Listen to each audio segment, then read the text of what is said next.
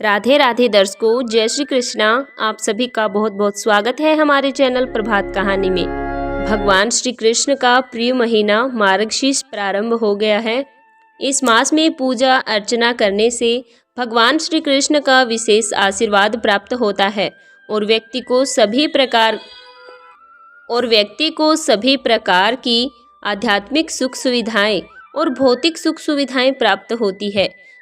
इस मास में किए गए जप तप, ध्यान और दान का फल अन्य महीनों की अपेक्षा कई गुना अधिक पुण्य मिलता है।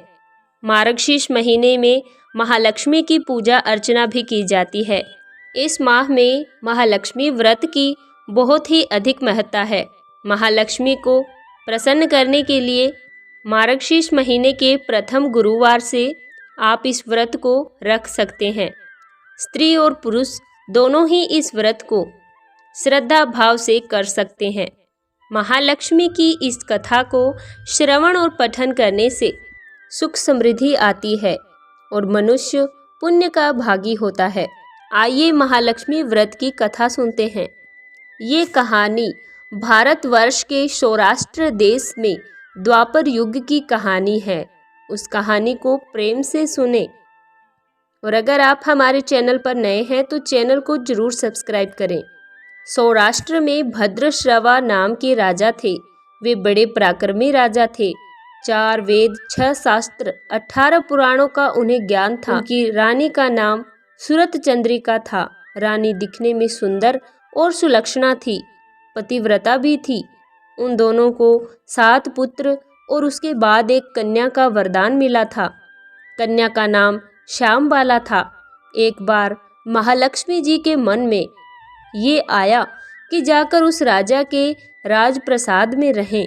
इससे राजा को दुगनी धन दौलत की प्राप्ति होगी और इस धन से राजा अपनी प्रजा को और सुख दे पाएगा। गरीब के घर अगर रहे तो उसे धन दौलत प्राप्त तो होती है, लेकिन वह स्वार्थ की तरह अपने ऊपर ही खर्च करेगा। ये सोचकर श्री महालक्ष्मी जी ने बूढ़ी ब्राह्मणी का रूप धारण किया। हाथ में लाठी लिए रानी के द्वार तक पहुंची। उन्होंने बूढ़ी औरत का रूप धारण किया था, पर उनके चेहरे पर देवी का तेज था। उन्हें देखते ही एक दासी सामने आई। उसने उनका नाम धाम काम धर्म पूछ डाला। वृद्ध ब्राह्मणी का रूप धारित महिला माता लक्ष्मी ने कहा, बालिके, मेरा नाम कमला है। मेरे पति का नाम भुवनेश है। हम द्वारिका में रहते हैं। तुम्हारी रानी पिछले जन्म में एक वैश्य की पत्नी थी। वह वैश्य गरीब था। दरिद्र के कारण उस घर में रोज झगड़े होते रहते थे। उसका पति उसे रोज मारता था। इन बातों से तंग आकर वह घर छोड़कर चली गई। वन जंगल में खाली पेट भटकने लगी। उसकी दुर्दशा पर मुझे दया आई। तब मैंने उसे सुख संपत्ति देने वाली श्री महालक्ष्मी जी की कथा सुनाई। मेरे कहने पर उसने महालक्ष्मी का व्रत किया। श्री महालक्ष्मी प्रसन्न हुई और उसकी गरीबी दूर हुई। उसका घर संसार दौलत संपत्ति से भर गया। बाद में दोनों पति पत्नी परलोक सिधारे। लक्ष्मी व्रत करने के कारण वे लक्ष्मी लोक में रहे। उन्होंने जितने साल महालक्ष्मी का व्रत किया उतने साल उन्हें सुख भोग मिला। इस जन्म में उसका जन्म राजघराने में हुआ है, परंतु वह श्री महालक्ष्मी का व्रत करना भूल गई है। मैं उसे याद दिलाने यहाँ आई हूँ।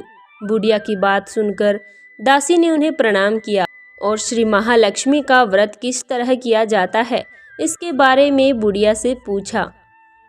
श्री महालक्ष्मी माता ने दासी को पूजा विधि और महिमा बताई। उसके बाद वह दासी माता को प्रणाम कर रानी को बताने अंदर चली गई। राजवैभव में रहते हुए रानी को अपने ऐश्वर्य का बहुत घमंड था। दासी द्वारा बताई गई बुढ़िया की बातें सुनकर रानी आग बबूला होकर राजद्वार पर आकर बुढ़िया रूपी महालक्ष्मी पर बरस पड़ी। उसे ये मालूम नहीं था कि श्री माता लक्ष्मी बुढ़िया का रूप धारण करके तेरे द्वार तक आई है, परंतु रानी का इस कदर रुख बर्ताव और अपना अनादर देखकर माता ने वहां ठहरना सही नहीं समझा। माता वहां से चल पड़ी। राह में उन्हें राजकुमारी श्यामबाला मिली। उन्होंने श्यामबाला को सारी बात बताई तो श्यामबाला ने अपनी ओर से श्री महालक्ष्मी माता से क्षमा मांगी। माता को उस पर दया आई। उन्होंने श्यामबाला को श्री महालक्ष्मी व्रत के बारे में बताया। उस दिन मार्गशीर्ष का पहला गुरुवार था। श्यामबाला ने परम श्रद्धा से श्री महालक्ष्मी का व्रत रखा। फलस्वरूप राजा सिद्धेश्वर के सुपुत्र मालाधार से उसका विवाह हुआ। वह धन दौलत ऐश्वर्य वैभव से माला माल हो गई। पति के साथ ससुराल में आनंद से दिन बिताने लगी। इधर श्री महालक्ष्मी का रानी पर प्रकोप हुआ। इसके फलस्वरूप राजा भद्रश्रवा का राज्य और कारोबार नष्ट हो गया, यहाँ तक कि खाने के लाले पड़ गए।